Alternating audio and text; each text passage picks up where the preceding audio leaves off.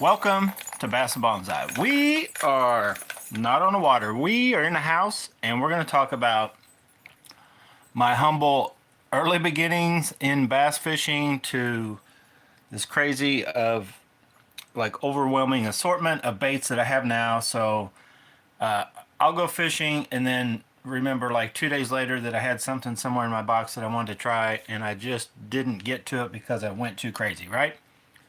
So hopefully in this video, you'll be able to share it with your friends because there'll be enough stuff for the beginner to more advanced, not tournament pros. You can't talk those guys into trying nothing else until somebody wins a tournament with it. Then they're all trying it the next week, right? So anyway, what you see before you is not the exact baits I used when I first got into bass fishing, but they're kind of, some of them are close.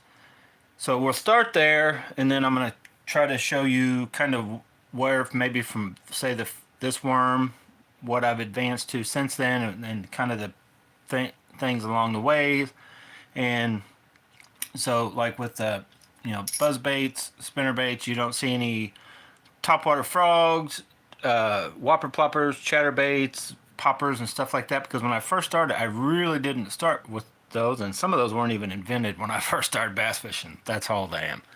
So let's just dive right in. You know it's going to be a long video. And I got off work early, and that's why I'm starting now, and there's probably half you guys are still at work and not able to watch, but feel free to comment whether you're jumping in and I'm still live or at whatever point, because this could be a long-winded one, right? I got a Diet Coke sitting here in case my mouth gets dry, and I have been under the weather here lately. Still not going to the gym today.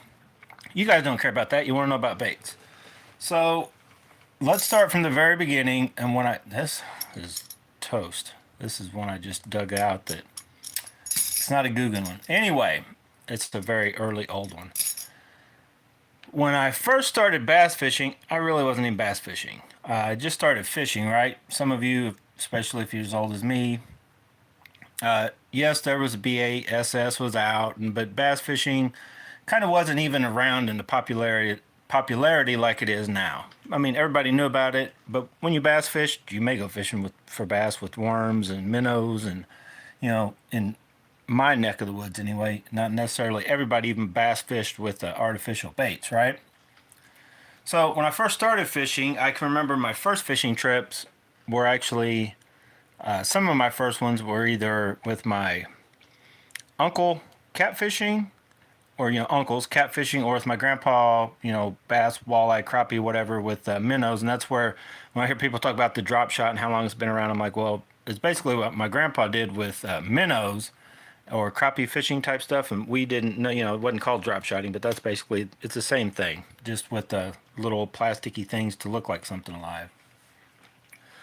So I don't know if my grandpa ever owned any. I don't think he owned any artificial anything. He fished with, hooks and sinkers, line, and live bait of some sort, and did trapping and all that kind of stuff. But then my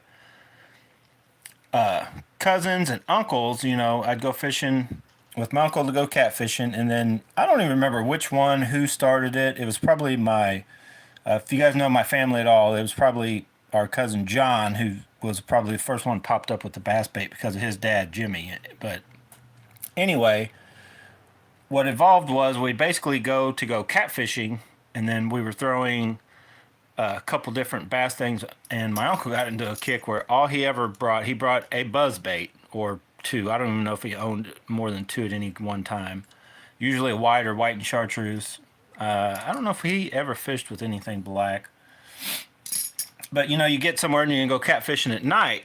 Well, as it starts to get dark, man, this thing, like, you just basically fish until you just either couldn't see, or you just worked up and down the bank as far as he'd want to walk each way, and then come back and then sit down to catfish. But buzz bait. But then we would throw various things with our catfish poles. Now, back in my day, when I was fishing, now he had some other different contraptions or whatever. I basically went with Zebco 1s and Zebco 1 or Zebco 33. Had tried a few different other spin casting reels over the years. I hated spinning reels then. Still hate them to this day. I just can't get used to them. But I tried them there for a while because they definitely were better than the spin cast. Everybody knows the old Zebco 33. Spinning gear is definitely capable of doing more with that than what a spin cast is. But to be honest with you, you can go out. It's harder to work a buzz bait on just a Zebco 33, but you can do it.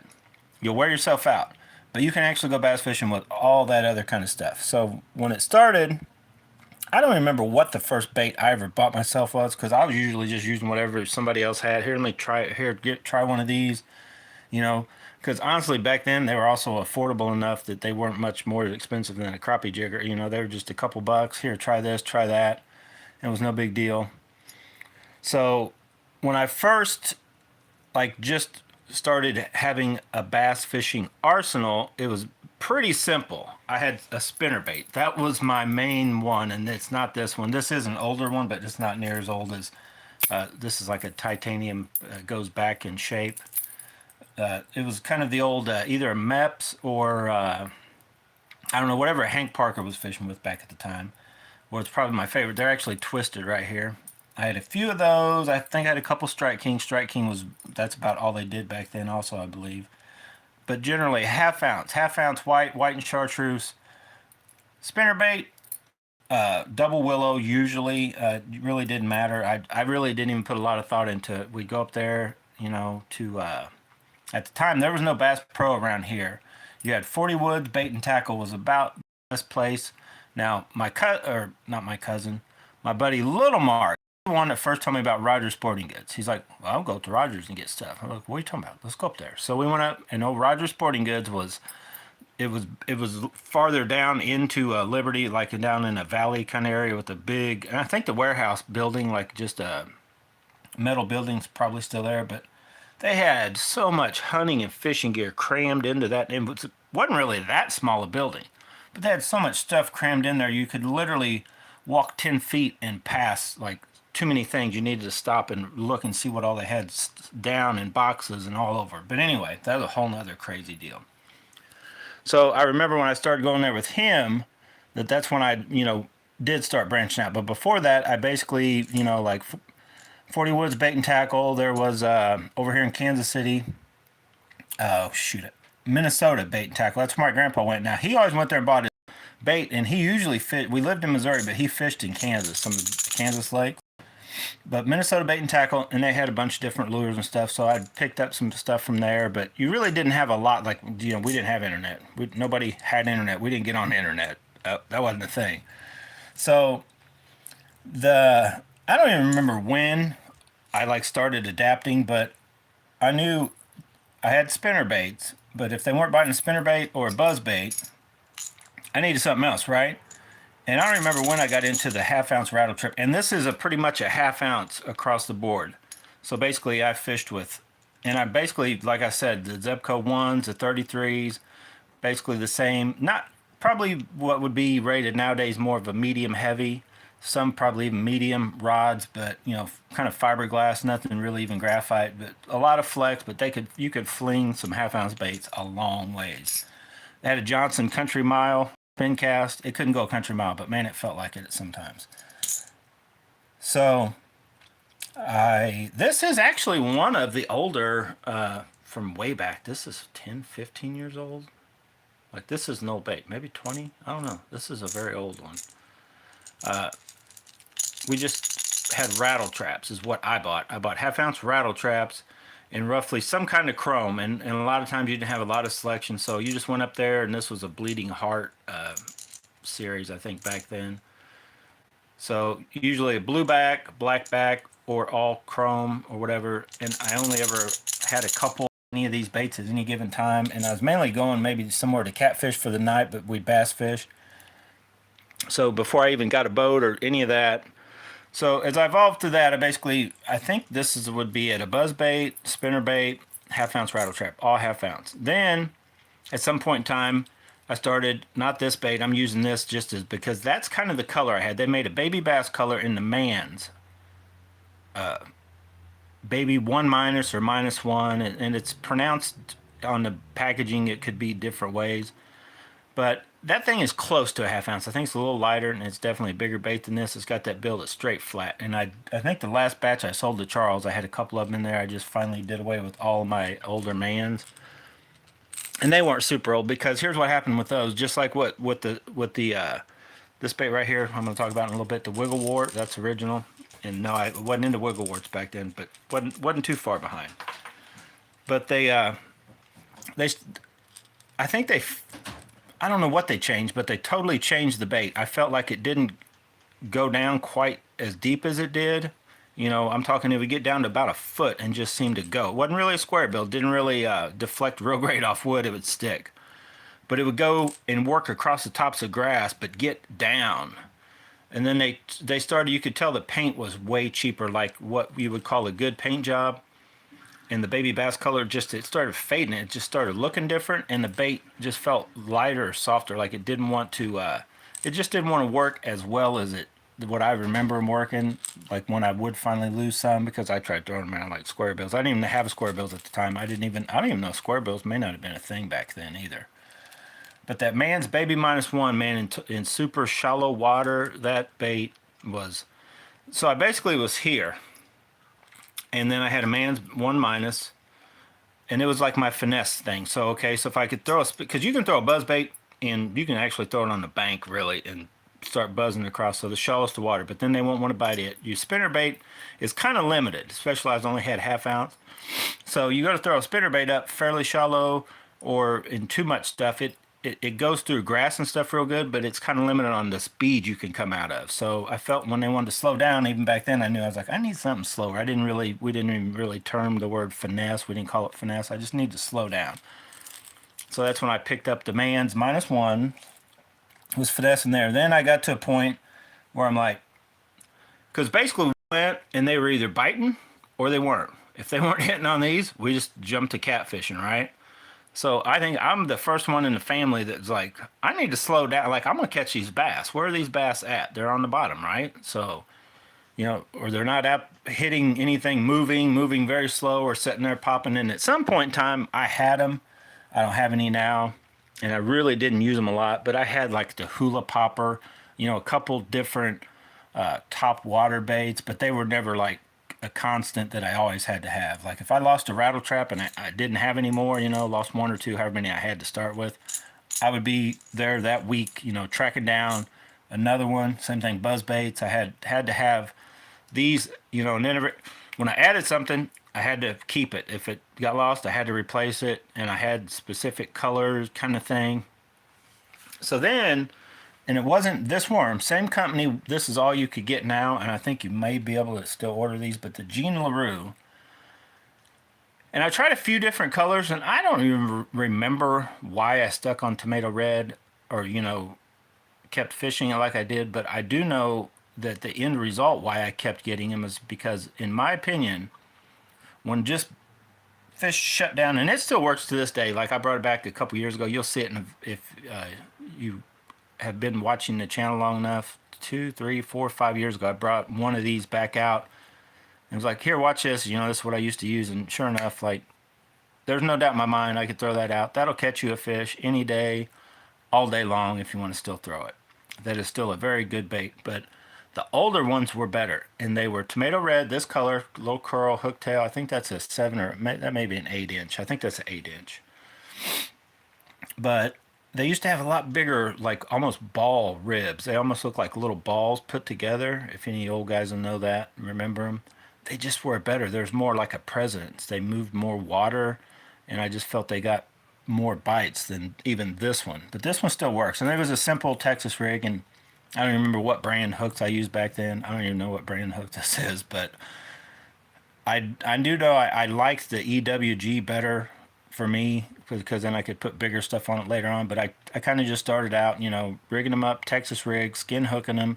I always went all the way through, and then just, you know, just barely skinned it back in. Texas rigged with, I tried to use, you know, I tried various sizes, and it really doesn't matter in my opinion. I want like the smallest that I can get by with. So if I'm in shallow water, I want a real little one, or if I know I got to go deeper, then I will go, you know, bigger if I need to, but I try to get by with the smallest weight possible. And that thing was simple for me. I just threw it out where, like, if I caught them there before, if I'd place I'd been, or you just see a stump out there, you just throw it past the stump and then just drag it. This is what the Zebco 1, which is, I advanced from 33s to Zebco 1s, which were just a little bigger, in my opinion, stouter reel, and they were what, 3 or 4 5 to 1, and I'm still creeping it. So I'm running that worm slow, just dragging it across the bottom, through grass, through whatever. Like that thing Texas rigged, you can pull it wherever you want to do it. So that solved the problem. If they weren't hitting this, I could catch them on that. So, right, game on. In all honesty, if you're a beginner starting out with bass fishing, you just need, for fun, you technically don't have to have it, some sort of topwater, buzz bait, whatever. Spinner bait is right there. Some sort of faster covering, like, I don't know, probably just an old cheap rattle trap, even the cotton cordell. Like, you don't need to spend a lot of money because these are one of the most baits lost by me anyway. Like these, if there's, they've got depth finders and fish finders. You want a wood finder, you buy some rattle traps and just go out and start casting and winding without paying attention if you're around wood or not. You'll know you're around wood. This thing will get stuck on it so quick. But so I would recommend, if you're starting out, get the cheap ones. And you still don't, I still only use like the Booyah hard knockers, $7, $8. I don't believe in the $15, $20 for these because they just, I lose them too fast. I know if I went out and bought one 500, the first cast, I'd stick something I'd never known was there before and lose it. But then I also recommend, like nowadays, I would say a good square bill over my, but they're still good baits. They're not bad, and I guess they're still made. I don't know. Last time I was at Bass Pro, I noticed I didn't see any on their shelves, but the Man's Baby 1 minus or a 1.0, 1.5, some kind of good little square bill, something that is shallow that you can run fairly slow or fast and around covers. That's why I recommend a square bill. And then some sort of bottom thing, like what I've replaced that with is basically a shake head, but this still gets the job done. I probably need to put a video. I probably need to just go back and do this again because somewhere I think I may have sold them or gave them to Matt. I bought a whole bundle of these from oh shoot, Gene LaRue. I tried to get the originals and I thought I was getting them at one time, but then I bought a whole huge, whatever the biggest bag you can get of these in the tomato red. And so I gave some here, hand them out like they were, Twizzlers at a movie theater kind of thing, and passed them around. But I think Matt ended up with the big bag full of them. So I could get those back out, and then I'll branch off and I'll talk about, I've evolved from each thing. But basically, you can still go out there. Like, I could go out there. It wouldn't be no, a mystery tackle box challenge or whatever. Like, right now, it's cold. Me and Charles were fishing 42-degree water temps. I actually caught one on a Booyah hard knocker, but I would almost bet I can catch a bass on this and this. And right now, today, just based off what I know that they were kind of hitting the hard baits a little more. And I hadn't even really started fishing with the jig yet at this time. Like, technically, and I'll talk about that as you evolve, or right off the bat if you want to go get this, and then what I'm going to talk about the next little phase. But you don't really need tons of tackle to go fishing. This will get the job done. Spinnerbait, buzzbait, rattle trap, some other shallower, 2 mid-depth diving, square bill type deal, and then some kind of worm or soft plastics, as I'll talk about, like creature type bait also go into hand in hand with kind of throwing, rigging them up Texas rigged. I never really got into Carolina rigs. So anyway, where should I start first? Where do we want to evolve from? Well, let's just tell you what happened. I'll talk about the baits that kind of popped up on the scene, and then I'm going to go into like where I evolved from this. But so while I was basically fishing with these, and it was my cousin John, he always had wiggle warts. Like, if we went fishing, we basically would go down, and we also crappie fishing. So if we were going crappie fishing, we always bass fished while we were crappie fishing, but we didn't like go try to find them on worms. We either had buzzbait, a spinnerbait. He had wiggle warts and rattle traps, and then I just never really got into the wiggle warts as much. I like the rattle traps. But so we would, usually he would have probably spinnerbait and a one or the other, and then I had one or the other. We just start throwing, a couple casts here and there, and if they were hitting, we just kept bass fishing for an hour or so. Then we switch over and start catching crappie. But if they weren't, then we just stop, go to crappie fishing, and before we leave, we maybe hit them again or something. But the wiggle wart has been around longer than me, maybe. I'm not even sure when this thing was invented, but an awesome bait, and that I was talking about yesterday in a live stream about some of the new options. You could check that video out if you don't know anything about wiggle warts. But it's not really 100% a necessity. I feel you can, like, if you can catch them on a wiggle wart, you could probably, it may take be a little harder to finagle them, but this thing will get down, run along a lot of different stuff, or there's a few other baits. Now, I know sometimes in certain type of bluffs and stuff, wiggle wart's it, but wiggle wart has always been on the scene. It's just something that I picked up a little later on. But I think I was also the first one that probably started throwing worms out just around the people I was fishing with right off the bat that started throwing a jerkbait. Now, jerkbait's been around for quite a while. Megabass hasn't been around. It's been around what you guys, and seems like forever, but they were definitely not the first on the scene with jerkbaits. But they've kind of dominated right now. So I don't think this was the first jerkbait I bought, but at some point in time, I decided I wanted to try jerkbaits. No, the first jerkbaits I remember now, it was those crazy. I caught my huge carp on it 20 plus years ago, 30, I don't know.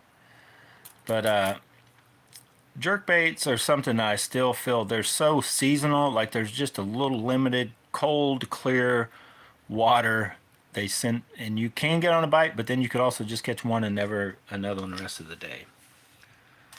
But another bait that popped up that I've kind of evolved over the years now, but when the hollow body frogs, like the good ones first came out, like there's always been sort of this, I don't even know what you'd call it,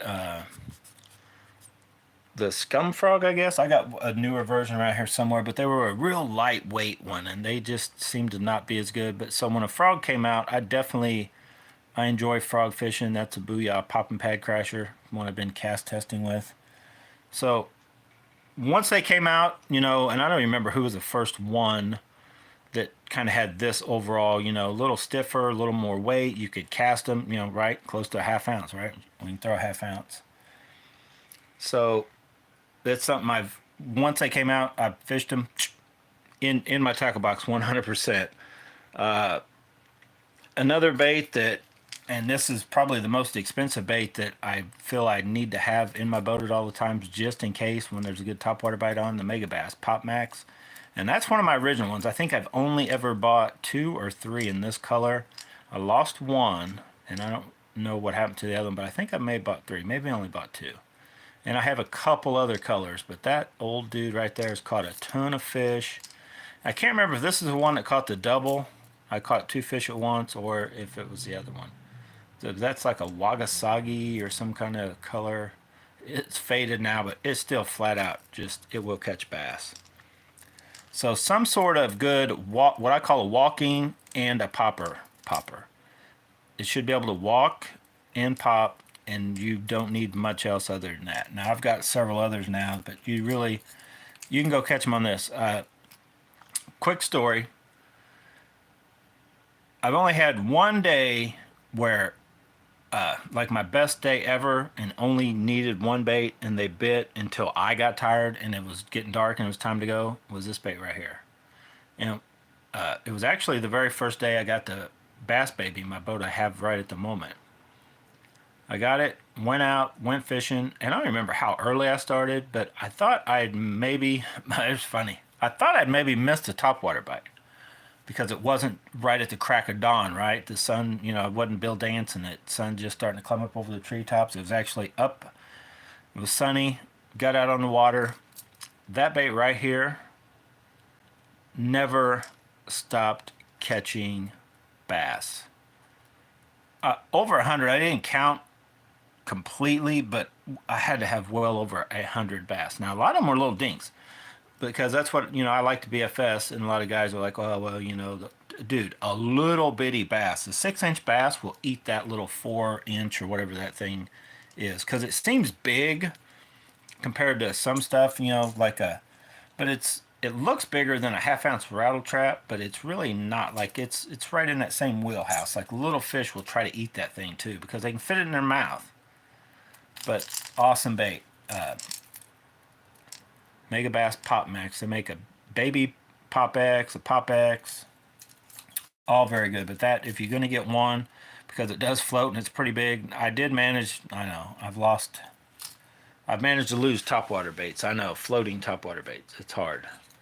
But probably other than a bait I'm getting ready to talk about here shortly, a bait that came out that I guess it's sort of like a game changer. Like it will just flat out to catch fish, and crazy on how little to how big the bait is.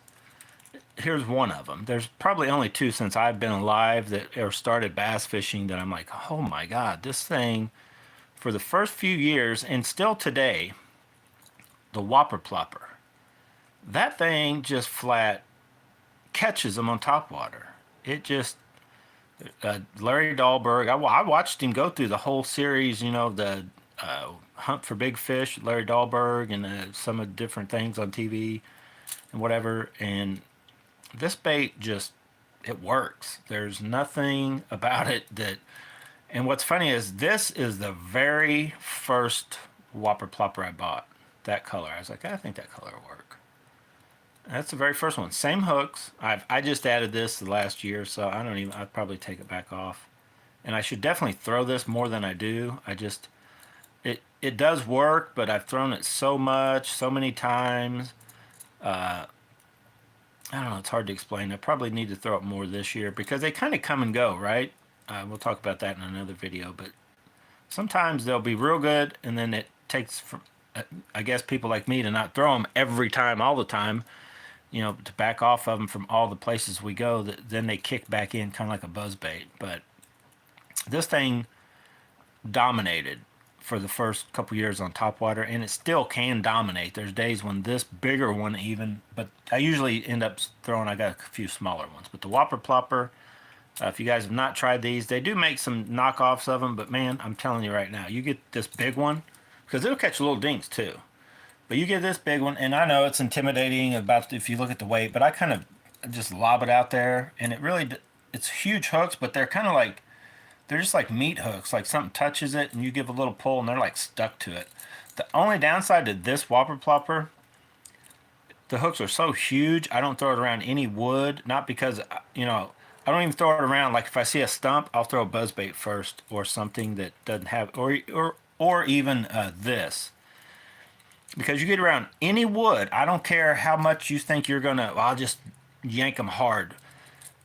If they just grab it and get close to wood, one of these hooks, I'm telling you, will stick that wood. That's these Whopper Ploppers. The downside, the only thing I don't like about a Whopper Plopper is that fact that the big ones, man, I don't like throwing them around any kind of wood. I feel like I get a hit, the fish goes down, and he'll, just like the rattle trap, he'll find wood that, you know, if you're casting across the top of maybe bushes or something, you're not paying attention, and you get up there, and it's not a huge deal. You lost the fish, but I can only imagine he's probably ripped his lip up to get himself loose, because that's what happened. It sticks to wood, then he shakes off of that thing before you get there. But yeah, awesome bait. The next bait, before my little bitty dude that I'll talk about in a minute, and my favorite bait, as you guys well know if you know the channel by now, this little bait right here popped out the year I was out of fishing. I was totally out, wasn't any fishing. This bait here popped out. Now this isn't the exact one. This is a knockoff of a jackhammer. But the chatterbait, Z-Man Original Chatterbait came out, I don't remember what year. I started fishing again the next year, and Matt was the one, I remember, he's like, what do you think of that new chatterbait? I'm like, what are you talking about? He's like, that, and I forget what he called it, explaining like the blade. I was like, dude, well, let me see one of those. So, and I remember one of the first times, shortly after the first times of fishing anyway, I caught my, at the time, personal best largemouth just by casting it out up like to the dam. And as soon as it hit, I think I made one crank and it was game on.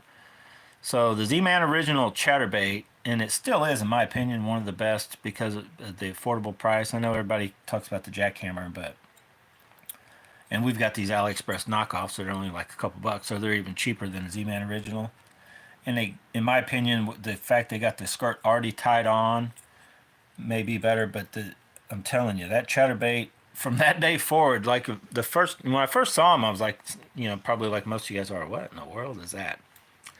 But what's funny is when I looked at it, I'm like, I've seen that before. Where have I seen that before?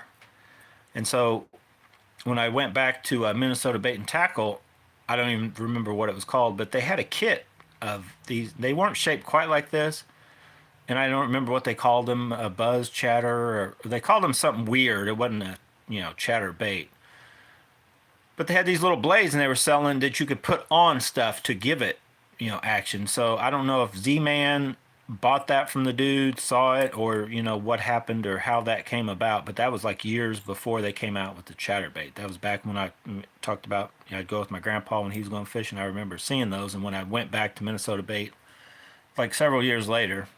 So I know for a fact the chatterbait with this wasn't the very first one of these with the chattering blade. The Z-Man Original was the first bladed jig one that I'd ever seen put together in a package to sell to people. But awesome bait. Definitely from first time I saw them, fished them, they've always been more or less replaced my spinner baits. So let's talk about that now. We'll dive into, oh wait, one last bait and then we'll talk about that. Let me put this dude somewhere. I'm going to have a mess to clean up when I get done here. So then, like I tried, I just had different, I've tried all kinds of crank type baits over the years, picked up some wiggle warts, some stuff to try to go deeper, go shallower, get through cover. Just something that would catch a fish. The man's 1 minus was good, but if they didn't want to come up, within a foot of the surface, and like I talked about, the newer ones that I was getting, I ran out of my old ones by losing them like a moron. But anyway, I would need something that got deeper, and it's like I couldn't find anything real good. And then I don't even know when I bought these, but I bought this bait at some point because in my tackle box, and then one time I was going around just buying anything that resembled a baby bass because of the man's 1 minus. Its baby bass color was the first true baby bass pattern bait that just I tore them up on that thing, like smaller ponds, pits, stuff like that. So I just went on a little, every time I was out, I'd pick up, if it had a baby bass or a bass pattern on it, I bought one to get through it in a tackle box. This was like few years down the road, like when I was starting to build up my bass stuff. So I was fishing at Lake Jacoma. I remember the day just like it was yesterday because me and my cousin Robbie went, and we only had, I think, 3 or 4 hours to fish. But the first 3 hours, didn't even get a hit. And we were using jig then, because I remember Jacoma was one of the places where I started liking the jig somewhat. But the jig just wasn't working. Spinnerbait wasn't working. Basically everything we had been trying, but I hadn't pulled. I don't know why. I just hadn't gotten this far into my tackle box, I guess. So we were actually ready to leave. We stayed for another half hour, 40 minutes after, but I was like, let me try this one. I pulled that dude out. First cast. No, wasn't a huge one, and I didn't catch any giants, but caught a bass. Next cast or two later, caught another bass. I only had the one. I did have something else. I can't remember what it was. It had a baby bass color. I think I gave it to him. He may have finally caught a fish, I think, on it. I can't remember. But I caught 4 or 5 bass on this bait before we decided to go. Maybe 6 or 8. I don't know. I caught several. And from then on, I'm like, dude, what? And I didn't even know what it was. I'm like, where did I get that at? There's no name. There's nothing on it. I'm like, holy cow. That's an awesome bait, but I don't know what it is, where I got it at. So I tracked it down. Cabela's Fisherman Series, the Dig It. It was only $3.99. I'm like, well, that's cheap enough. So I went and bought some more. Well, then I come to find out after that, after using it, the bills are a little fragile. But you talk about a bait that will catch them. And even before they stopped making them, they don't make them anymore. It had went through a change. They changed the coloring You can see they added some sparkle. Looks like they kind of lightened the green. They added some red like gill, the on the gills there. And then I think the orange stayed close to the same. But made a little subtle changes, and they honestly, I still feel like they both swim and they work the same. And I think I like this color a little better. It looks better. I don't know if it works any better. It's just a little lighter, more of just a brown with all that fleckle kind of coating around the whole body.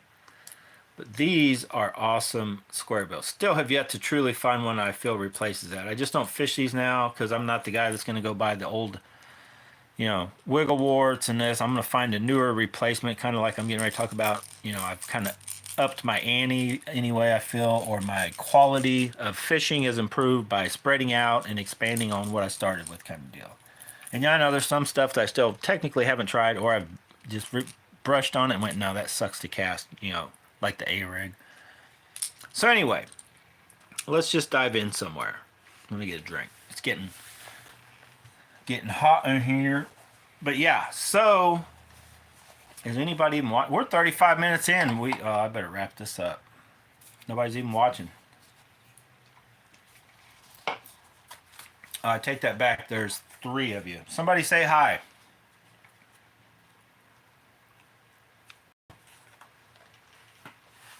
Or don't talk at all. I don't care. All right. Where do I want to start? Well, let's start here since we've already talked about it. Spinner baits for me now are like and they're probably actually, I'd heard somebody talking about it in a couple YouTube videos, like they're kind of the deal again now because so many people have not used them for so long. They're the chatterbait and all this other stuff. But I still feel the chatterbait, in my opinion, for me anyway, is better. But I'm going to show you real quick a couple of my favorite spinner baits. And hopefully new favorites as I fish. Kind of brought them back out in my arsenal. But like I talked about for years was just a half-ounce spinnerbait, and I usually use those old, just like the twin tail, white or white and chartreuse or whatever little tails. Or yes, you can, and a lot of people recommend it. And if you're just missing fish on a spinnerbait, you'll want to run one of these little trailer hook. You don't have to have this one or that size. Track down, figure out what'll work for you, what size spinnerbait you have. But I feel if you're running something on them and the bite's right, you're going to catch the fish that hit them. If it's off, you probably ought to switch to something else anyway because they're probably hitting it wrong. But if that's all you can get them to hit on, then slap. So I have a package, but I don't really fish spinnerbaits a ton anymore. So what I had kind of evolved to over just a half ounce was I really like these now. This is the ones I picked up in just a couple years, last year or so. I think about a year before, and I bought a few whenever they first come out. These Z-Man spinner baits with the real kind of light wire, but man, you can feel that thing. It reminds me more of a chatterbait than any spinner bait I've used. But it just feels good. So, and they're kind of small, but so I'm going to use those Z-Man. I forget what they even call them. But probably my favorite 2 over the years have been either some sort of War Eagle. I've always liked those. Here's one there, like Dark Days, Dirtier Water. But the War Eagle just, I've always thought they were cool and they work, right? They look cool and they work. So if you're gonna buy them and have something cool in your tackle box, it doesn't work. But they do work. But the favorite one that I myself always found myself once I picked them up, and I tried some different blades on them. But these Strike King ones, because they had that hidden weight basically, so they're a smaller, more compact spinnerbait, but they're heavy. I think those are half ounce. That may have been 3/8, but they're like little compact, but they get down. You can still kind of run them, and I don't run them real fast, but I feel you can kind of feel them, and then they're just down there. And I don't know. I feel more luck on these, and I just like them better and how they work than over any of pretty much all the other spinnerbaits I've tried over the years. Now you can get even the little bitty little Booyah. That one's getting a little rusty. If you guys want to go a little like BFS-ish almost. I got a whole thing of them that, and I know some of you guys are probably like, I never see you even throwing them. I do have a bunch. I have about 20 too many for a guy that hardly ever throws. And I did like the hearts there for a while. I guess I just saw that one. There was a few years where the heart spinner baits, I kind of used those. But I've used several over the years. Strike King, like I said, they still, they make some very good spinner baits also.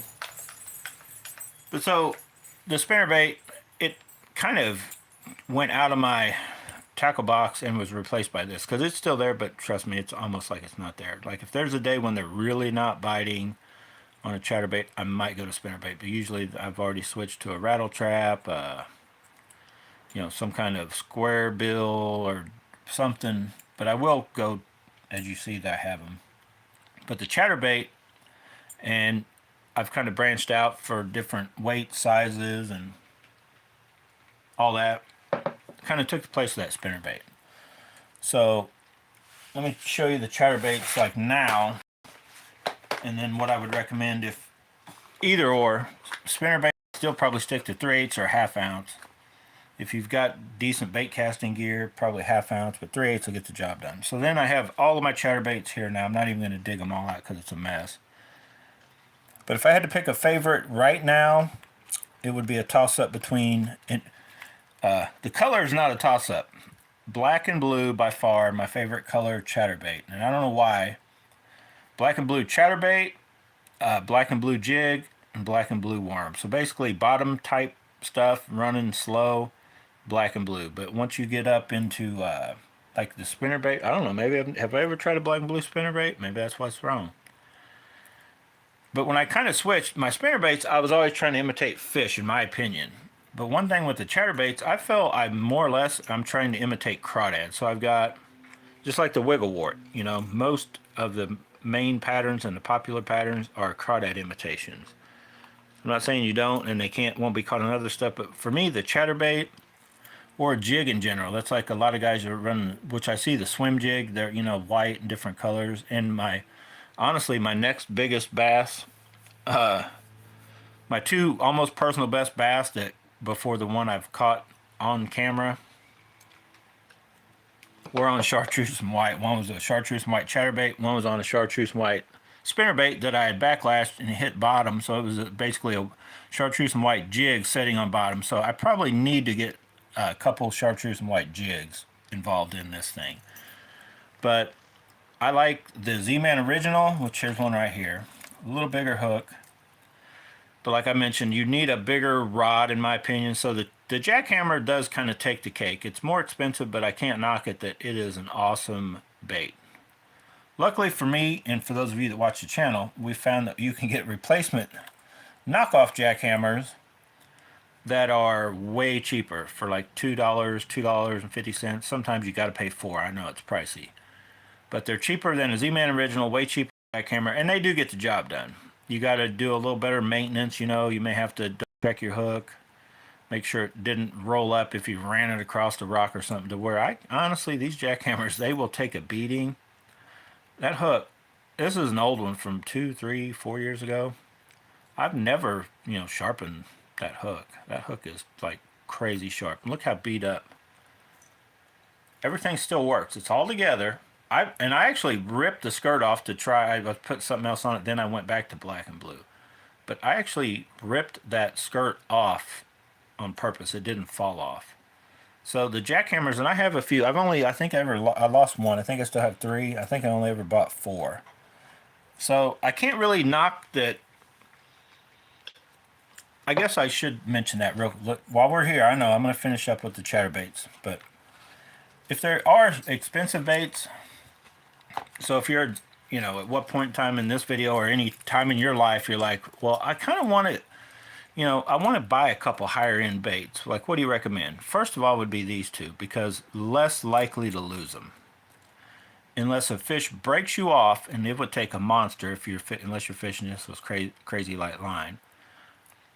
And I have gotten a topwater. I got it on one of the old videos. I got a bait back because I set the hook on a fish on a popper and he broke me off, And he jumped back up and spit it at me. I mean, because they'll jump back up and spit them out. But basically, if you're going to spend money on something high end,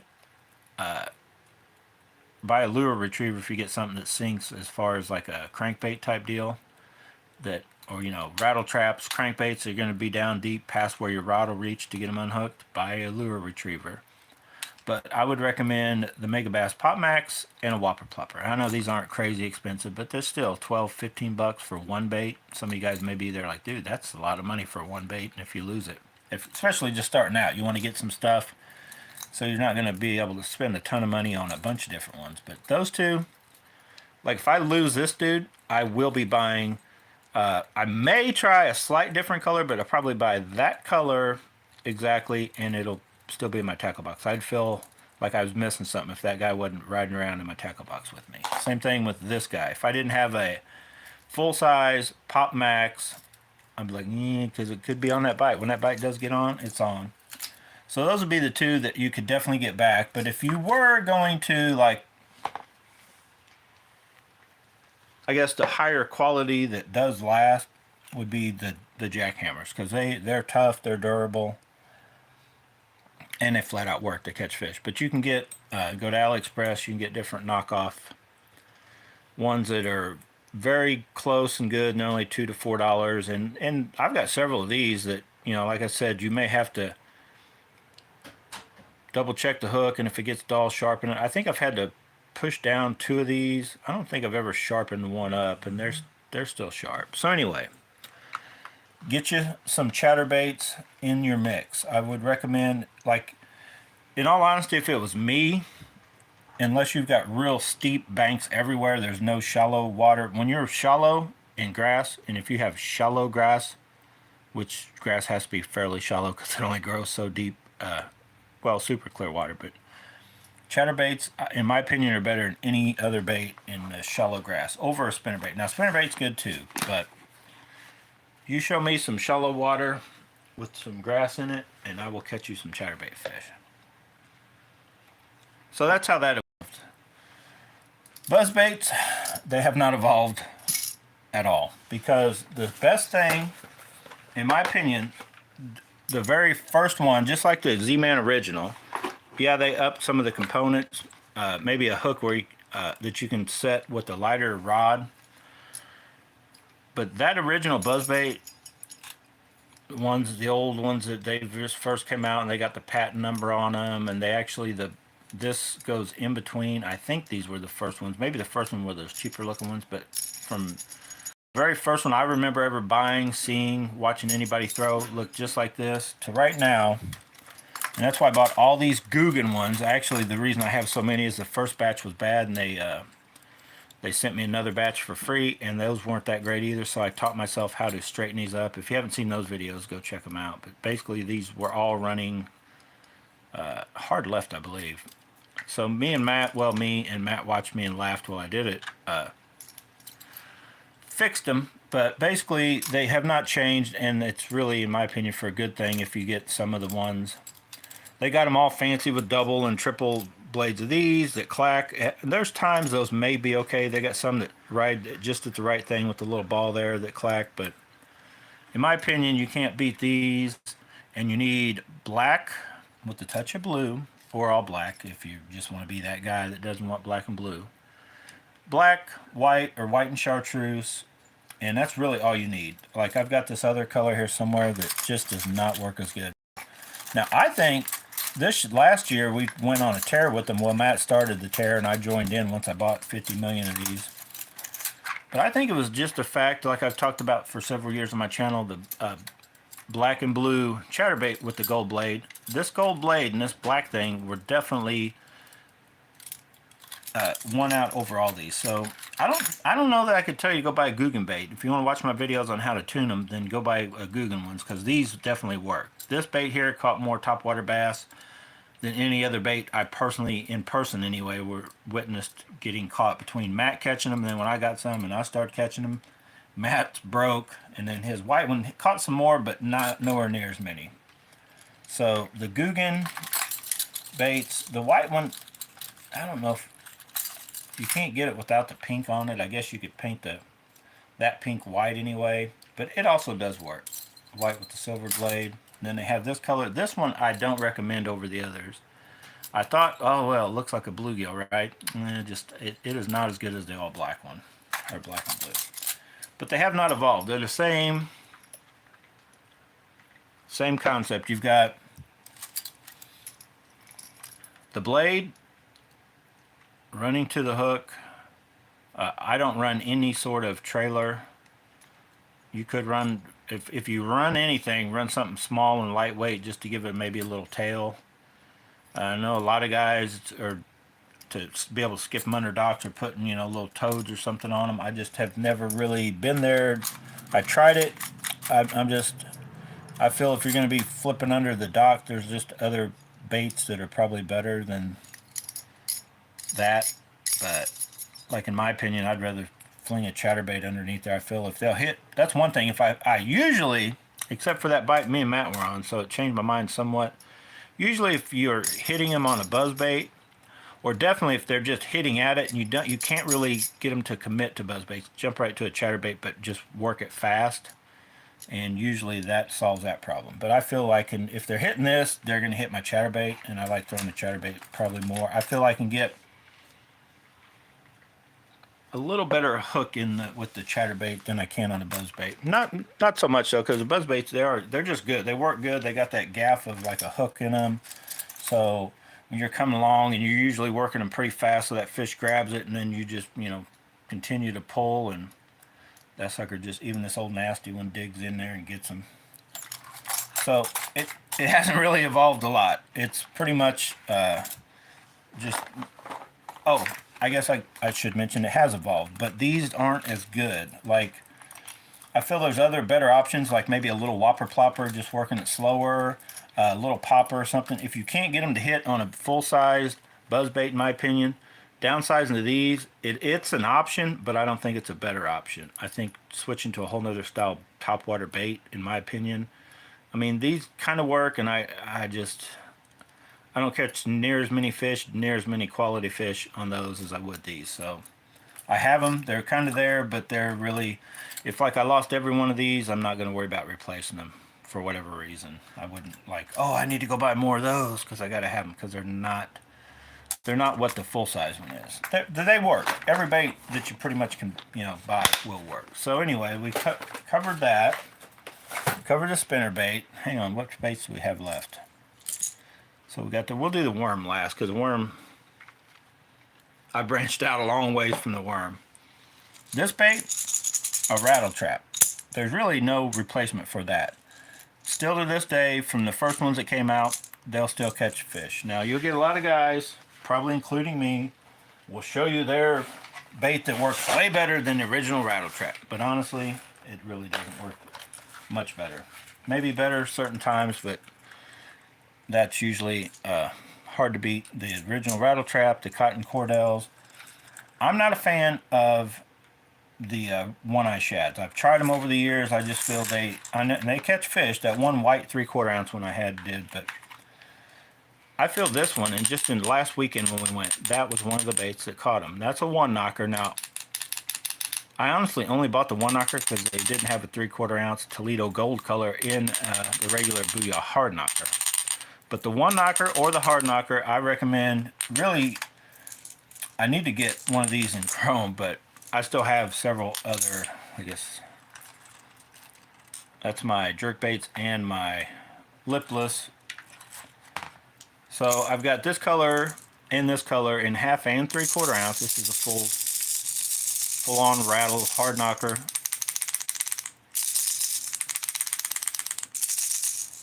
Probably just as loud, but a different sound underwater than that BB, So yeah, they both work. That works. But I would recommend get you crawdad colors and then white, sort of some kind of bait fish colors. That's really the only two you need. I recommend a 1/2 and a 3/4 ounce.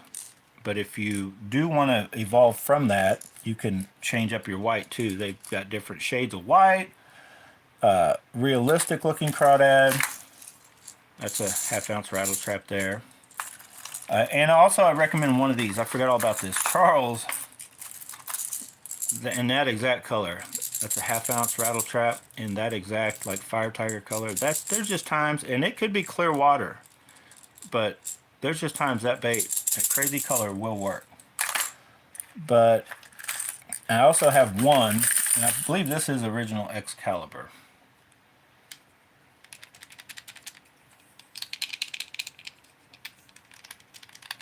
But I had a Norm Coulter paint that one up, and it's gotten a beating. We did real good 1 or 2 days. Me and Charles did on that one. But if you want to, some kind of, they've got them in all different colors, bluegill, bass, whatever. But really, if you're just going to narrow it down, I recommend the Toledo Gold Booyah Hard Knocker 1/2 and 3/4. Here's 1 1/2. But you do have to, like, I don't know if you guys can tell. They do come sometimes a little colored funny. Like I feel the more yellowish with this kind of yellow with a little faded brownish, almost white.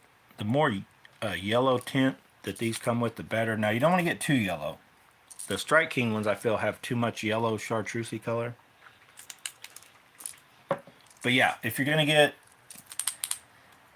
I used to only live, like I talked about, 1/2 ounce. So when I first started buying the Excalibur baits, and I switched to Booyahs because they're basically the same bait. I don't care what anybody says on the internet.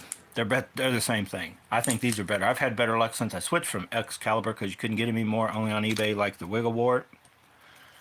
I've had better luck with specifically this color or this color in the Booyah Hard Knocker than I ever did the Excaliburs. Now the Excalibur, I only had one in the Toledo Gold. I lost it.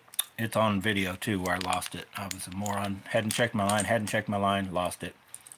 So if you just are really on a budget, I would get this one probably even over the white, but get a 1/2 ounce Toledo Gold and a 1/2 ounce bone white, whatever they call that color, the one with the crackly red stuff under it. One of each and a 1/2 ounce, call it a day, but at least 3/4 and a 1/2 in each color. You'd be good for, like, I could lose all these other ones. I wouldn't worry about replacing them. If I lose, like I did, even though it's a 1 knocker, I lost my 3/4 ounce because of that Arise Reel, Jay and Charles. It's over at that pit. So I gotta get another one of these in the regular one at some point. I'm not that worried about it. That should do about the same kind of thing. And it worked real good the other day. Colder water seemed to work. But if I lost, and I've lost all these, I lose rattle traps like I mentioned earlier in the video. I have replaced them. If they go, I got to replace them. Rattle traps I will replace. They're $7 or $8 also now. They used to be cheaper, but it's not as big a deal. This old dude, I throw it every great once in a while. I kind of live with the other, some of the other baits, like that chartreusey one in a rattle trap. So yeah, this bait, I tried to shave it, make it look better, what I felt better, but and that's a true Excalibur. I don't know if you guys can make it out. Older one. I just, that color I'm not a fan of. Some of those are probably actually going to be weeded out.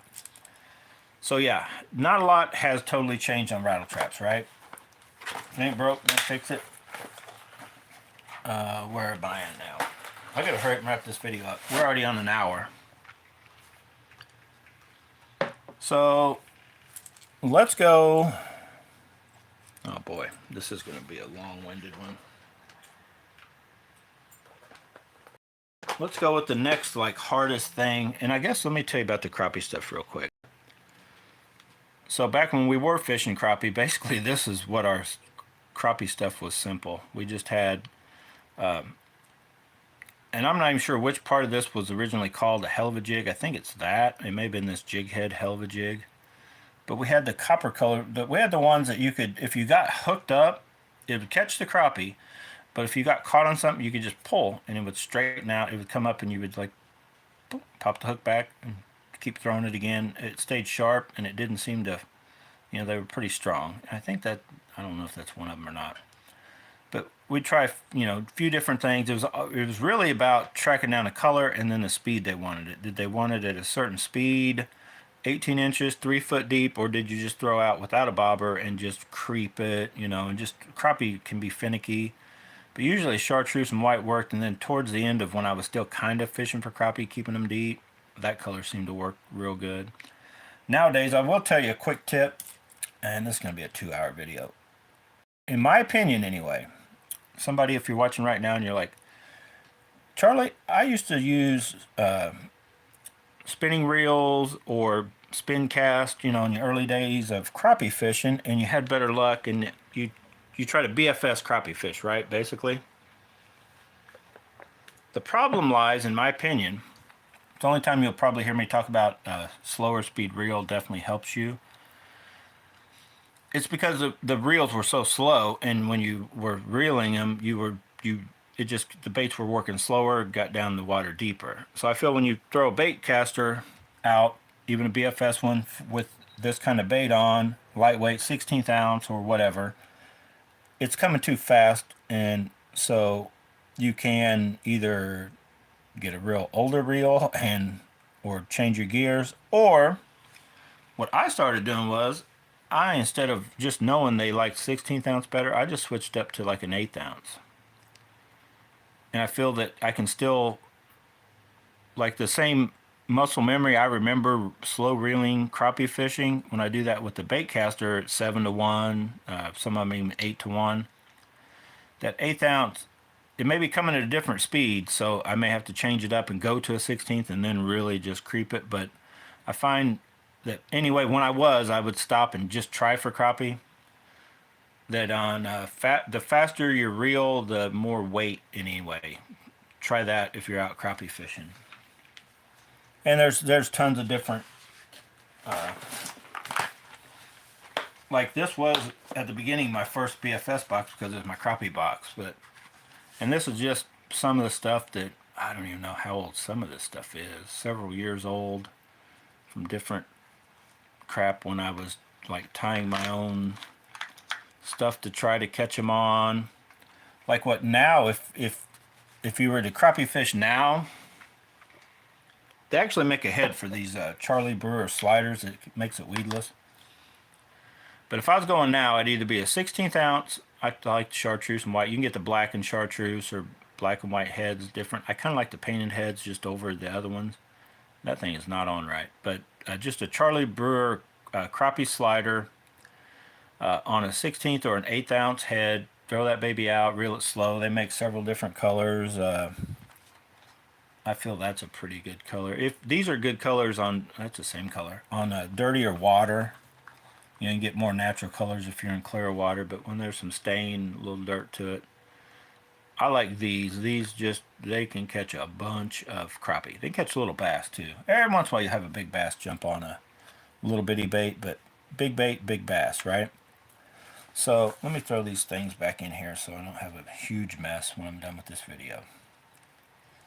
So I pulled these out at different, and I have a few different of that same color. Here's some that are so crazy salt, like just coated in salt. Keep those away from your hooks. I don't even know where that dude came from. He was just in there somewhere. So yeah, crappie fishing is like its whole other beast of an animal. Now Charles just picked up these. These would also be good too. Charles had bought some and I got some from him.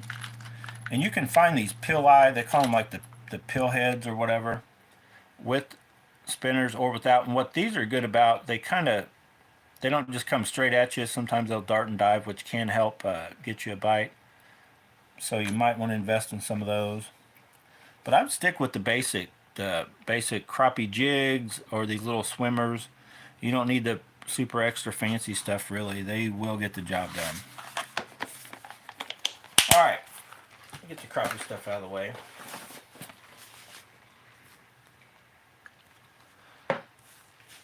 Alright, did we cover, oh no, we haven't covered this. I'm going to cover this and then we're going to do the worm thing. Then I'm going to be done. The evolution of, yeah, let's just finish it. Let's finish this video. We're an hour and 4 minutes in. So pretend this is a man's baby -1. This bill is like almost straight up and down. This is a bigger, fatter, round bait. And then I was trying to find, different things. So I went into a square bill craze, right? You guys remember that deal. You can go back and watch those videos where I found the diggets. So basically my game to just sort of, the rattle trap was easy. You just still use rattle traps, 1/2 ounce and 3/4. Just add the 3/4 in. Really no need to change. A lot of guys still talk about the LV500. If you want to try those, they're expensive. Feel free. I don't know if I'm gonna go down that road or not. $15, $18. Jerk bait, a rattle trap that could easily get lost. But back on this, like this, just shallow running stuff, starting to get down a little bit of depth, but you're not really true like to a mid depth, right? You're not all the way to your mid depth stuff. You're still covering that shallower grassy areas, little rocks, where it's kind of shallow. I still can't beat that bait, but I can't find new ones. So I've evolved to where I kind of have a system now. I'm trying this year anyway. So I picked up the rattle trap, right? Bill Lewis makes the rattle trap, so he should make other good baits. But I haven't found a lot of great baits that are coming from that company. But they do have this new ATV series out. So I bought a couple of those. And the Proberos, you guys, if you know the channel, these are from AliExpress, like a couple dollars. These are $7 or $8, I can't remember. Different size, but so I've got my little bitty 1.0, 1.5 size. These are 1.0. This is actually a touch smaller.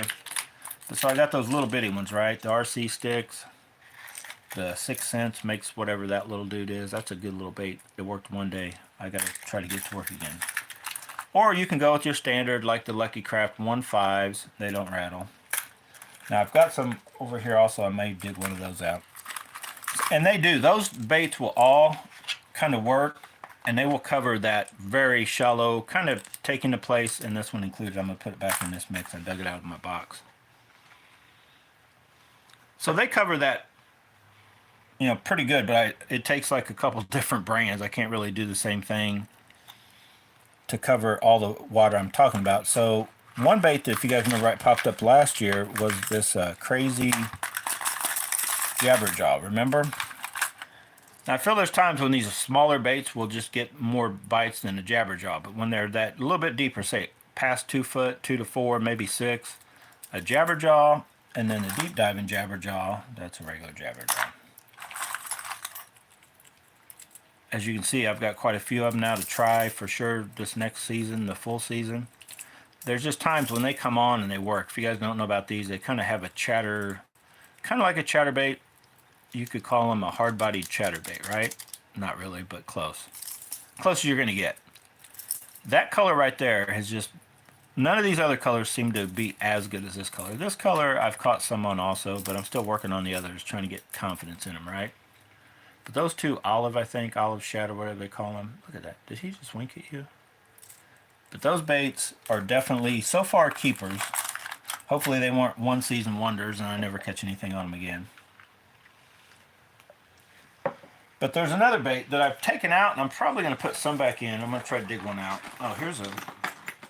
And just to show you guys, I sold 2 things of these last year, and I have a whole thing. Look at all these baits. See all those? There's some Mega Bass in there. Some Mega Bass knockoff. There's a Guggen bait, right? There's a Wild Thing. There's another custom painted something. Some skirts. There it is. Mega Bass. I probably ought to pull this dude back out. That's a newer Wigglewort. That's not the old one. Hang on a second. I got a bait I want to pull out of here because this isn't a true Mega Bass. This isn't a knockoff, a repaint. Let me get him out. Hang on. Oh my god. Why didn't I use rubber bands when I stuffed these in here? Oh, I was going to send them to Charles. Let him fight them. This one does have a rubber band on it. So this dude right here is also an expensive option, and I've lost a few of these. I've bought 3 or 4 over the years. I don't spend a ton of money on the Mega Bass ones, but no rattle. It's got a ball in there to help it run, but it's solid. It's not a weight transfer, no noise. These things will hunt. Of probably all the square bills nowadays that just hunt by themselves out in open water is that the S-Wave, I believe that's called. And that is a good natural color. It does resemble, if you guys notice, for me anyway, and I don't know if it's just me and I make myself use them and they work better, but or it's just the water I'm in. But you kind of notice these colors that do work very well for hard baits. And if you, the dig it isn't far, it's kind of a bassy color, right? It's kind of got that green, you know, it's just a bass fishy kind of color, right? These cannibals, right? But that is a very good option, and you can get knockoffs. That's what I was going to tell you about this. And I wouldn't recommend really spending the money on these on Megabass because they will, you will lose some of those from time to time. Even though they're really, the time you throw that square bill is around open water. And what's funny is you tie directly on. This bait doesn't like to run free. It's weird. It's hard to explain. You'd think it would jump out and do more stuff, but if I tied my line directly to that, and I can't remember if it was Norm Coulter or who told me that. It's like they work better if you tied directly on them, because I seen him a couple to get painted. And I'd always just put my snap. You guys, if you don't know the channel, I use snaps. But a good option is you can go on eBay right now. To this day, you can jump on eBay and you can get, let me dig one out. I want to say they're only 10 bucks. 10 to 15, which seems like, I guess that is kind of a lot of money, but these are like 11, the Jabberjaws. But you can get painted, like knockoffs, that have a rattle in them. Actually, in my opinion, I like a little better. I'm usually on a little dirtier water. But you can get several different, you know, they're all over eBay. And tie directly on and throw these when you're in that, I don't know, 0 to 6 foot air range, and you just want something that'll have a little bit of a hunt on its own. Those could be a good option. But I may only just keep that one. I may get rid of all these custom painted ones just because I don't have any more room in my tackle box. I need, like, you need one hole open at all times for a new bait that pops up, right? So as you can see, I definitely have more than just a couple man's one baby minus to just know I got myself covered. I didn't even talk about the thin running. You know, sometimes I want that more. Maybe I don't even go by colder water. I just, if I'm throwing this and they're not biting, I'll try this. If I'm real shallow water, I'll try the Rebel. What do they call those? Little Rebel bluegills. I've got each color, one each color, and then these are the thin ends, I believe, from Norman Baits. Those are thin ends. Those can come kick in, and there's also some that I don't have on me right at the moment because I sold them in the last batch, but I was kind of done with them for the moment. Bomber makes a couple different baits that are actually close in this kind of ballpark, but I got too much stuff as it is now. I bought these cheap funky ones. They're not going to last long, trust me.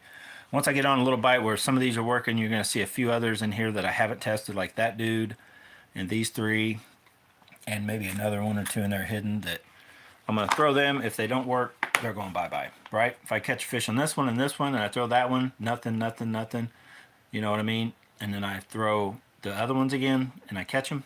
That's how I test them. I'm like, they're never going in my tackle box again. When the bite's on, they can't get bit, I don't want them because when they're that closely related. So, we're down to one last category of how I've evolved. I hope everybody's keeping up. I can't even keep up.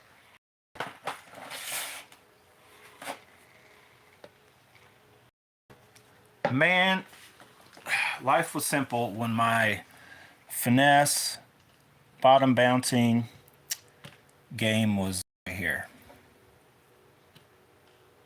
I had a bag of tomato red worms. I had, I don't know how many hooks, several different sizing, and I tried to always get reds bullet weights when I could. And then I did get to a point where I would throw that, and it didn't take many casts. If I felt like I should have got a hit, I went to a rattle. I threw a rattle in it.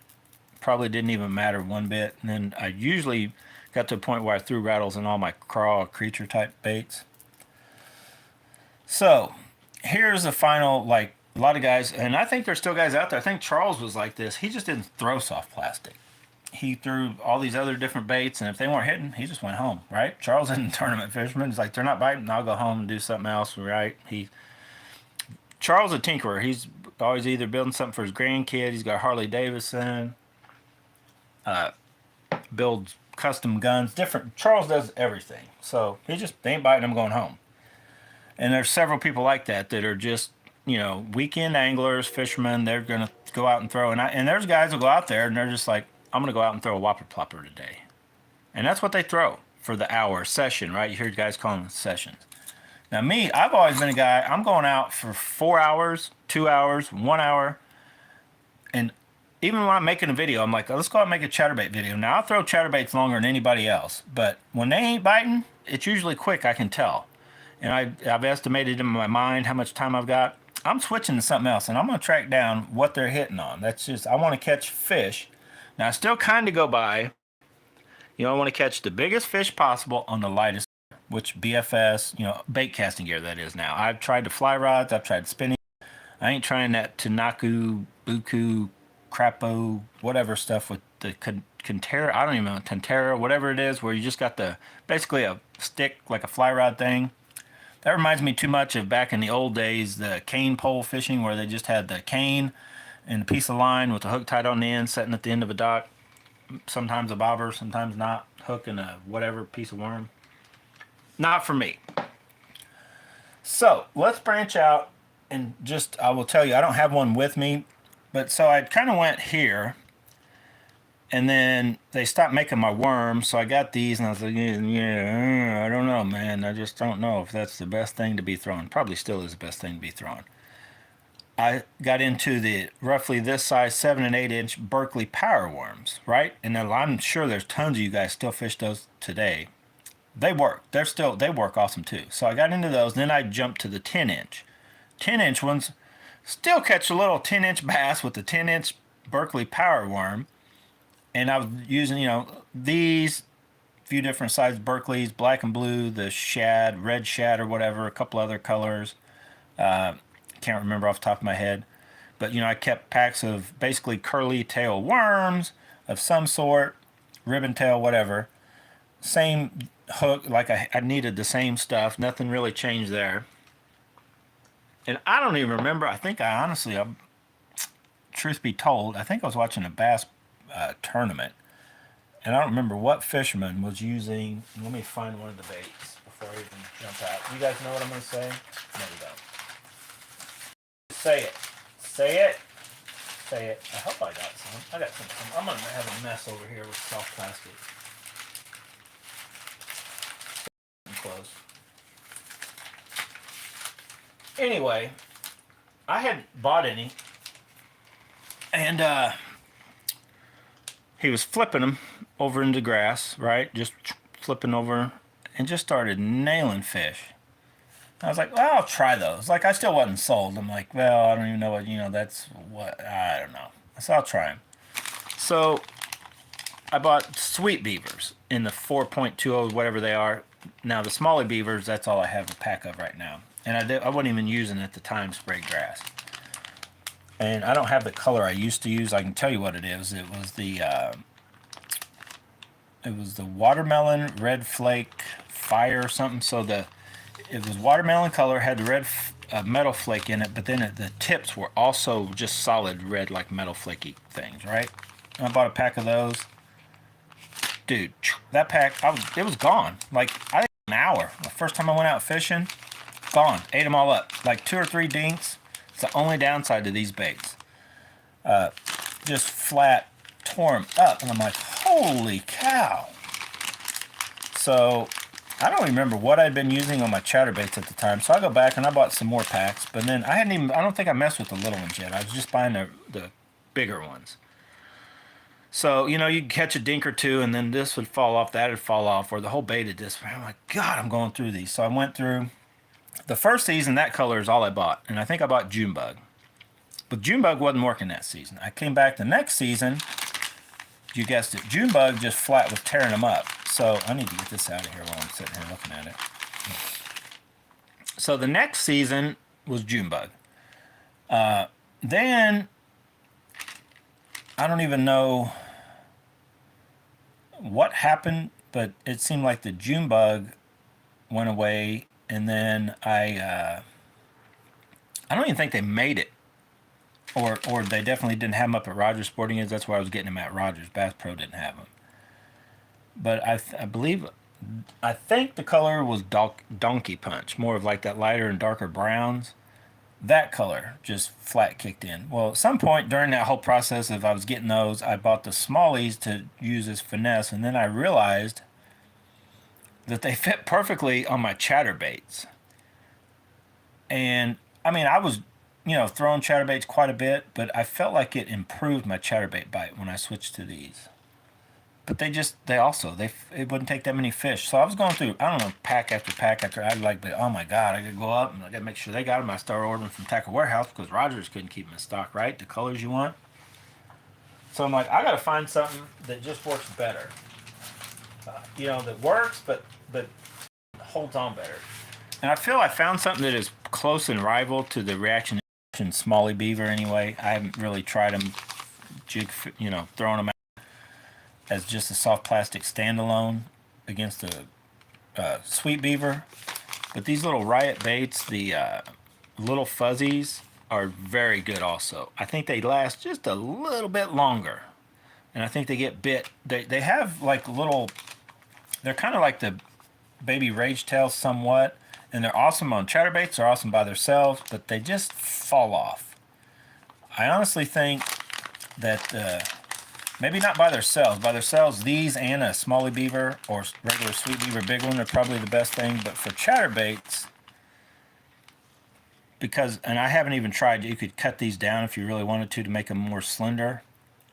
But these are close to the, and I found a Bass Pro version too that sort of works. In these little Swimming Elite chunks is also a good option for chatterbait trailers. But they all fall off. They all have a short lifespan to live on the back of your chatterbait when they're hitting chatterbaits. A little bit different flappers, but pretty much the same thing when they're on the back of a chatterbait. I couldn't tell you which one's better to run by themselves. Probably a toss-up, really. So these definitely have some appendages, kind of like the Baby Rage Menace. Not quite maybe as flappy, but they flap over what the Sweet Beaver does. This thing just sits there. Like it moves in the water, but it doesn't kind of have a kicking a little bit like these. But all the Smalley, the little fuzzy, and then these 3.5 inch, I think, yeah, 3.5 Swimming Elite chunks. Those are all, if you guys don't like Z-Man, you're like, I'm staying away from Z-Man. Or you don't want the Baby Rage Menace. The Rage Menace I'm sure works, but these kind of let a chatterbait hunt. This one probably even over the others. But what I found, if you guys paid attention on the one, oh my God, let me make some room. What I found is that what worked for me, and let me talk about these now that I see them, is that the regular goat, where's my chatterbait box? Oh my God. So I have these. On a chatterbait anyway. Now, if you're doing, I have not really gone out and tried to just the goat by itself or the billy goat or whatever. But as far as for chatterbaits, I take, and it may look nasty and terrible, but that is a Z-Man goat. Just cut down, and don't even worry about how straight you get it. You just want it slender, almost worm-like, and then you take those and cut them down to where it doesn't move a whole lot. It takes away a lot of the resistance in the water, so it lets this bait jump around more, but yet you still have something back there fluttering. Kind of, you have the profile, you have the action, and you have a bait that you just fish days. Unless you lose this bait, you're going to have your trailer, right? You could basically build one because they don't have salt in them, and so I feel you can leave it on there. So you basically just get the goat, cut it to how you like, how you want that bait to do, which for me, if you guys can see. So what you've done is I basically just kind of imitated what these guys were doing for me, but they were falling off just so fast. Like, they make you almost feel like you're just fishing with soft plastics only, so you switch to something like, find a hard bait that works so I don't run through packs of baits. Yeah, you go to it, but only when the bite was tough. But just slender down. Doesn't even have to be, it could be if you have a way to cut them perfectly straight in the shape of a worm, or just have them all jagged, and I don't think that part matters, but this thing has caught a bunch of fish with that trailer on it. So yeah, that's kind of my evolution of these to the sweet beavers to the worms we'll talk about next. So my soft plastic game has went through several different stages, but none of that I was throwing back when I was throwing just a worm. But to copy the worm, the thing that totally took the place of the worm, oh boy, let me find one of those. Thought I had one laying out. Don't I? Do I? Do I? Don't I? I think I do.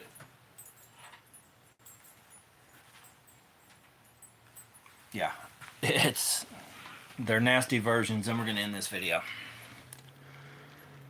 So I first started just by tracking down some different shaky head jig heads, which they come in several different shapes and configurations, but in order for the Z-Man baits, and this thing's getting totally ate up, to hold on right, you kind of need ones a certain way. So I ended up going with what my favorite is, the VMC Rugby Finesse Jig. So when I kind of went from the worm to the Berkeley Power Baits, then I started playing around with some different shaky head worms, and those were the same thing. So many fish gone. Like, I feel that dude right there can catch me way more fish before I'd have to replace it than almost all those other, as I was changing to the sweet beavers, to the some of those others you saw, to the even the Berkeley power baits, I guess, aren't it because they got that scent mixed in them. They're just not as hard as what that bait is. But then when I came across the Z-Man different stuff, just the finesse worms. So the VMC Rugby Finesse Jig isn't really say shaky head in the name, and the worms don't say for shaky head, but that is your best like combo for getting out there and catching like some shaky head fish. You just throw it out, let it sink. You can jiggle it a little, or you can drag it along. You can pop it here and there. But then what I've also done in the last 3 years, 4 years, I started using a Zinkers on it. So I'll throw it out, and you can pull, if you guys don't know, I'm not going to do it right now. It's in several of my videos. You can take a stock, I'll call it stock, a new Zinkers, right? Stock. You haven't done anything to make it perform different. If you want that baby to float more or be less dense, right? It comes loaded with salt, so it's going to sink pretty good. And you can also rig this up something like this on a crazy hook, not that big, but you know, kind of weightless, and it'll sink. You can hook it in the middle like a Cinco and all that when they're brand new, because they're pretty much a copy of the Cinco, right? But what you can do is you can like, say you know that you want it to fall even, like you want it to fall slow, and you want it to get to the bottom and stand up almost like a shaky head worm, is a lot of them are designed, right? You can pull that baby several times. Salt will go flying everywhere. Don't do it in your house. And then it lightens it up, and it becomes more buoyant to the point where when they get real old, you'll have to go from a 16th to like an 1/8 or even more as the older they get, if you still want to keep using them or put a new one on. But you can get down there and do so much, like I feel with this, over even the Texas rig. They're not quite as weedless as a Texas rig, but like the way I fish, they get the job done. And what they helped me do over whether it be this one or one of these, just kind of tune the right way. So I basically pull it a couple times, throw it out and cast it. And if I feel it's getting bogged up, and this is for shallow water fishing, if I feel it's getting bogged up and I'm wanting to work it slow, but it's getting still bogged up, and I'll stretch it even more. Or I'll pull out an older one that's real nasty, that's literally will almost float a 16th ounce, and I'll put it on. Because what this will do better than anything I've ever found, even over like, you could do the same thing, Texas rigging, Zinkers, or worms, something that floats. You kind of balance the weight to where it's just, when this hits bottom of or the tops of grass, it stops the weight. And how you can do that with the Zinkers is what makes these so awesome. You out here, I can pull it and stretch it, pull it, stretch it. Salt's falling out, and say like, oh, I went too far. It won't even sink because you can make it that buoyant that it'll just sit there like a bobber and this will stick up out of the water. And you're like, oh, that worm's junk. Get a new one. Let's try it again. No, here's what you do. Stop. Put it in the water and then pull on it. Okay, so when it's filling back up, you're pulling it, stretching it in those air pockets, and then it's going to have some water in it, basically, so it's less buoyant. So you can sit and mess with it inside the boat really, real quick, and it doesn't take long. It sounds long, I'm long-winded, but in a matter of seconds, you can have that baby just kind of get where you want it, and then throw it back out, and what it'll do, it'll let you just, when you're wanting to tiptoe through across the tops, like say it could be even 5 foot. Say you know they're on bottom, but when you get down 5 foot, you come up with all this gunk. So just play with it until you think it's somewhere around, it's wanting to hover at 4 foot. Or it'll go down to the bottom, but when it hits bottom, it doesn't just do this, and it doesn't drag as much, right? So you can feel the bottom, pull it up, let it drop. One of the most awesome ways to do that. Now, technically, you could do it with an eighth. You'd have to, right off the bat, start with older worms and then play with it the same way if you just needed extra distance. But these zinkers, even once they're kind of worn in and out, they'll cast pretty good on. I use BFS gear, but you can zing them out there pretty good with a good BFS reel. Now the rod, you got to get like a medium light, probably a medium would be maybe a touch better. So you might want to use an eighth or the next size or two up, but that's a good option. And I've kind of evolved like where I don't mess with Texas rig, none of that, because I use snaps on everything. So I'm either snapping on a wobble head, a shaky head, with my snap, and then throwing, like I might be throwing one of these little dudes on, one of these little dudes, or one awesome bait that you can also pop on are these guys. And then I'm going to get out of here. This is one of the last cool baits I'll tell you about. Crazy flapper. These are like a last ditch emergency if nothing else seems to be getting bit. The Key Tech, the Fat Swing Impact, and all those. Awesome baits, but so are these crazy flappers. They stink. They smell like squid or something, but they've got a few different real good colors. This is, I believe, sprayed grass, of course. And I probably need to switch this next year because between sprayed grass, probably the most used color by me other than black and blue, and then a purple haze or some kind of purpley color. So this year I might need to switch it up a bit. But these things just have action like by themselves. You can run them on the back of chatterbaits or something, but really, or jigs. Any of these also can be thrown on jigs. I didn't even get to my jig thing, but you guys know about jigs, right? And this kind of evolved. Once I did the worm thing, I started, I had these, so I was buying jigs and putting these on the back of jigs. And they do work. These will work with or without a jig. Typically, bigger fish, less bites once you add the skirt material. It's just the way it is. These are more finessey, will typically get more bites on any soft plastic that you're putting on your jig, other than if you're using a jig with a pork, basically a little soft plastic made for jig only. If you want numbers, throw this straight on either a wobble head or a Texas rig, or a Carolina rig, which I don't never do. Technically, you could still use these if you wanted to jack around with the little bitty TRD bugs. We didn't even really go down that true BFS road, but I've evolved to those also. You could rig one of those up on a drop shot and set and dangle it around because it kind of floats buoyant. There's so many options in soft plastics.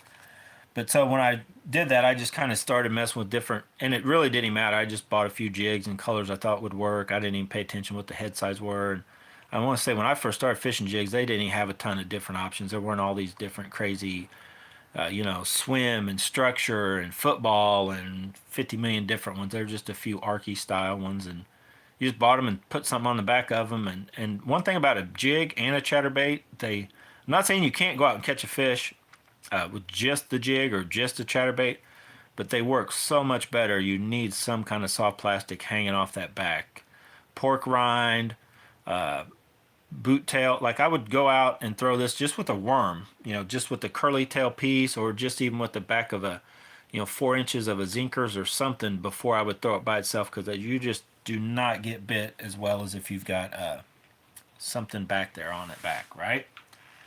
All right, guys, I'm going to end this. I really didn't even get through everything, but that's just, if you're a beginner, go back to the very beginning of this video and just go get you 4 simple things, right? And you could alternate either, or I recommend getting both, but you could get a spinnerbait or a chatterbait, a couple different colors. If I had to pick one, it's chatterbait. You guys know that. Chatterbait, I feel, if I finagle them and if I finesse it and if I go down that rabbit hole deep enough and I figure out what size chatterbait, you know, from the micro that's an 1/8 ounce to the mini that's a quarter to the 3/8 to the ½ ounce, I can find a size and color that they'll hit if they'll hit a spinnerbait, in my opinion. But you could get either or both. And I recommend a rattle trap in your arsenal of some kind, even if it's just tracking down the cheapest ones you can get, because that will be the bait you'll probably lose before anything else be a rattle trap. But then I recommend some kind of square bill, even if it's whatever you come across. A square bill is a square bill. Not all are created equal, but some get through cover better than others. Slobber knocker, you don't really the jabberjaws you don't really have to have. They're kind of a right time, right place, kind of like a jerk bait. You don't have to go out and bass fish and own jerk baits. You don't have to. There's just a couple different certain times of the year when they definitely can pay off if you do own them. But and a frog, we didn't really go down the frog road, but some kind of topwater buzzbait. They're more fun. A popper, if I had to get one thing, I would track down the cheapest 3/8 or ½ ounce popper, whatever you can come across, and just try the poppers out and see if you like them or not. Don't get hula poppers. I recommend a walking one. Hula poppers are hard to try to walk. They just have a huge mouth. But the popper variant, some sort of popper, is always a good fun bait to have. And then you can walk these, but they also have walking like stick type topwater baits. But a good popper will cover most of your top. You can fish it faster, slower, or whatever. So anyway, hopefully you guys liked this video. If you did, hit the like, thumbs up. If you haven't subscribed to Bass Bonsai, subscribe now. We're going to be out fishing at some point. I do have the other video. It's actually done. It'll probably be out either tonight or in the morning, depending on when I'm going to release it, where I actually caught some chatterbait fish in 42-degree water temps. That's a first for me on a regular size chatterbait. This one right here, actually. Charles caught one on whatever. He's got this bait, and I looked at it, and I can't find that color. I think he made it. He's got a chatterbait that does work. It's a Z-Man original. He caught a chatterbait fish. I put that baby on just like you're looking at right now. Bam. Wasn't long. I had one. I'm like, let's try the slobber knocker. So I stopped midstream just so you guys and me and everybody will know the slobber knocker knockoffs. So if a knockoff will catch bass in 42-degree water, I'm pretty sure the slobber knockers, they're going to work. I just don't like them near as good as any of the Z-Man ones. They don't have the hard, you can't feel them as much. They're like a deadened feel, and if that's with on braid, I could only imagine if you're using, like 12 to 20 pound fluorocarbon of any kind, it's probably going to be even that much more deadened. And I guess some of you guys may like that. You just want to cast it out and reel it back slow and not worry about what it's doing until you feel the the rod load up kind of thing. Then maybe they'd be good for some people. But yeah, that video's coming out. I only caught a few others after that, but it's all coming out in the video. 42-degree chatterbait bite. It's a pretty good deal. And the other next video, when we really got on them, the one's out today. If you haven't watched it, go back and watch it. Me and Charles were catching them on baits similar to this, not this bait. So that's it. That's a wrap. This is the longest live stream I think I've ever done, isn't it? 1 hour and 38 minutes. Yeah, that's a long one. Got off work early because of the snow. They actually got 2 hours in. The boss says, he called me. I got a bad feeling. Go ahead and turn around. I'm like, okay, talk me into it. So anyway, I'm like, I could have told you that this morning when I took off and it was freezing, rainy ice stuff, right?